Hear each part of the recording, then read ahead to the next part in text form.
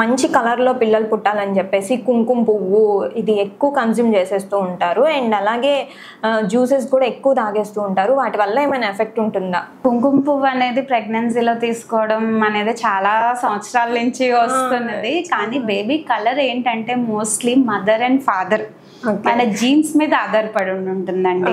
So మనం తీసుకునే food వల్ల, ఫ్రూట్ జ్యూసెస్, కుంకుమ పువ్వు వాటి వల్ల మీద అస్సలు అదేం డిపెండ్ ఉండదు.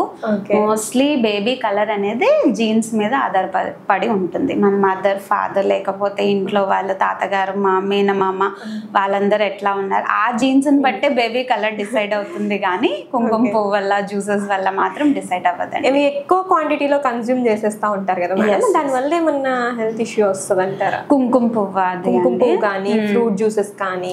అంటే fruit juices are good for health.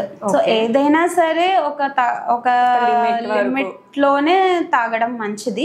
కుంకుమ పువ్వు కూడా ఒక 1 or 2 strands in a glass of milk advice చేస్తారు. బట్ ఎక్కడా కూడా మనకి మెడికల్ పరంగా అయితే స్టడీస్ కానీ లేకపోతే అట్లా ఏం లేదండి, ఇంట్లో పెద్దవాళ్ళు చెప్తున్నారు. బట్ అది కన్స్యూమ్ చేయడం వల్ల ప్రాబ్లం అయితే ఏం లేదు. సో 1 or 2 strands రోజు తీసుకోవచ్చు. ఓకే.